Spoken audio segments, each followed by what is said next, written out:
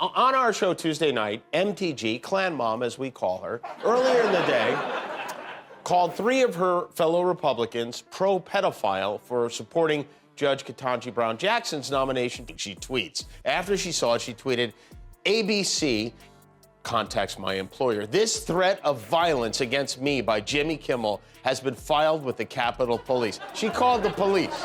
After processing the fact that someone called the police on me, believe it or not, this has never happened to me in my life.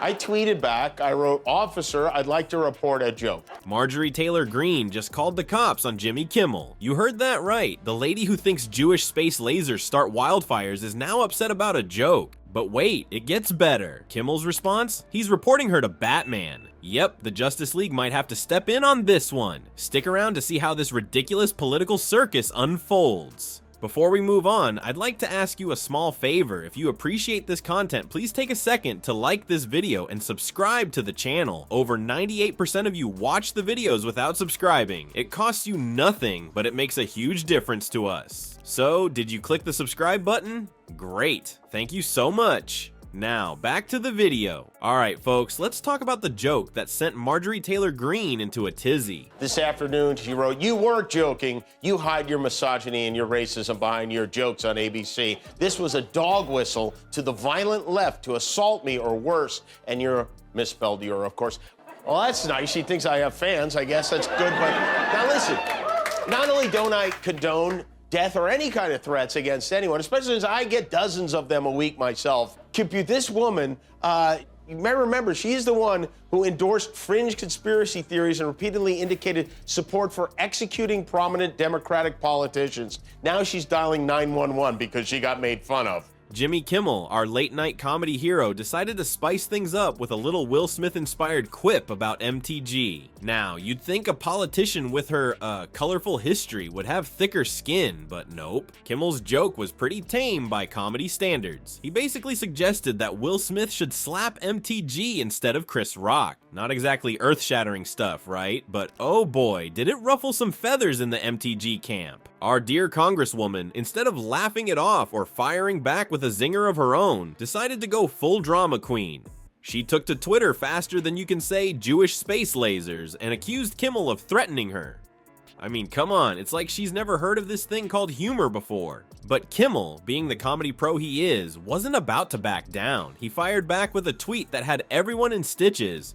"Officer, I'd like to report a joke." If she's gonna report me to the police, if that's how she wants to play it, I'll report you right back. And I won't go to the police, I'll go to the Justice League. Note to Jimmy Kimmel, not only would Marjorie Taylor Greene's husband make quick work of you, but Rep. MTG herself would make quick work of you. Kimmel would not last too long if he were interested in engaging in unprovoked, terrible violence against this Congresswoman. Wearing a mask while Senator Cruz replied to this, that was not written to him, bizarre, 535 members of Congress can attend the State of the Union without wearing masks, still not good enough for Hollywood. Boom, mic drop moment right there. Now, let's take a stroll down memory lane and remind ourselves of some of MTG's greatest hits. Remember when she claimed that California wildfires were caused by secret Jewish space lasers? Or how about the time she suggested that the Parkland school shooting was a false flag operation? Yeah, those happened, and now she's crying wolf over a joke. It's like The Boy Who Cried Wolf, but with more hairspray and less self-awareness. Hey, you know, all these crazy people in Congress, all of these low IQ individuals in Congress right now, there's one guy who's responsible for that, and that's Donald Trump. First, new evidence tonight that we, you, the American people, all of us, we were all lied to. Frankly, we did win this election. We did win this election. We were lied to by Joe Biden. Obama, amnesty. Amnesty, Obama, amnesty. What kind of president needs a no card to answer a basic and predictable question? The internet, being the internet, had a field day with this whole debacle. Kimmel's fans rallied behind him and Twitter turned into a Marjorie roast fest. People were coming up with jokes faster than MTG could report them to the police. It was like watching a real-time comedy writer's room, but with more typos and fewer TV executives. But wait, there's more. Just when you thought MTG couldn't possibly embarrass herself any further, she decided to double down. She actually went ahead and reported Kimmel to the Capitol Police. Yes, you heard that right. She used actual law enforcement resources because a late-night comedian made a joke about her. Talk about a waste of taxpayer money. Looks like Marjorie Taylor Greene isn't the only politician with skin thinner than Trump's comb-over. We've got a whole bunch of crybabies in Congress who can't handle a little ribbing. It's like they're allergic to criticism or something. Maybe we should start handing out EpiPens at Capitol Hill. He's been sending very cleverly coded messages, narrating what he sees, maybe more clearly than anyone, the brazen and unchecked hypocrisy we're being bombarded with every day. We're going to beat this coronavirus, or whatever you want to call it, and we're going to beat it soundly. And Biden's lies are so bad that even the Washington Post is calling him out for his lies. The Washington Post new report out today Is poorly read from a teleprompter. They sacrifice every day for the furniture, future. And today, yet again, he struggled to get words out. Anonymous, really, Ed. Remember when Trump got his tighty whities in a twist over SNL? The guy who's supposed to have nuclear codes threw a tantrum because some comedians made fun of him. It's like watching a toddler cry because someone called his crayon drawing ugly. But wait, it gets even better.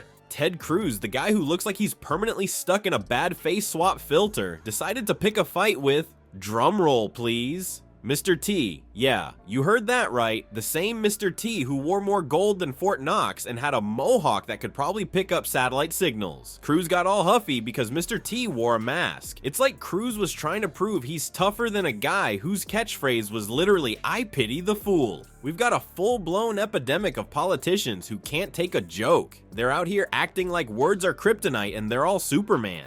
Jimmy Kimmel, bless his heart, suggested we should add sense of humor to the job requirements for politicians. At this rate, we might as well add ability to not cry when someone says something mean about you, too. But let's talk about MTG's hypocrisy for a hot second. This lady who voted against honoring the Capitol Police suddenly decides they're her personal complaint department when she feels threatened by a joke. It's like she's playing 4D chess, but the chess pieces are made of Play-Doh and keep sticking to her fingers. She's out here calling the cops on comedians while probably still believing that Jewish space lasers caused wildfires. I mean, come on. It's becoming pretty clear that the real snowflakes aren't the ones they're always complaining about. These tough-talking politicians are melting faster than ice cream in a microwave as soon as someone cracks a joke about them. They can dish it out, but they sure can't take it. It's like watching a bunch of schoolyard bullies run crying to the teacher when someone finally stands up to them. So what's the takeaway from this comedy political smackdown? Well, it turns out that political satire isn't just for laughs. It's actually got some serious muscle. Research shows that when comedians like Kimmel poke fun at politicians, it's not just entertaining, it's educational. Viewers start paying more attention to what's happening in Washington and become more critical of the bigwigs in power. But let's be real, folks. If you're gonna dish out conspiracy theories like they're party favors, you better be ready to take a joke or two. Maybe next time, instead of dialing 911, our friend MTG could try calling her sense of humor, if she can find it under all those Jewish space laser blueprints. In the meantime, we'll be here, popcorn at the ready, waiting for the next episode of Politicians Gone Wild. Who knows, maybe we'll see Ted Cruz in a cage match with the Easter Bunny. Stranger things have happened in American politics after all.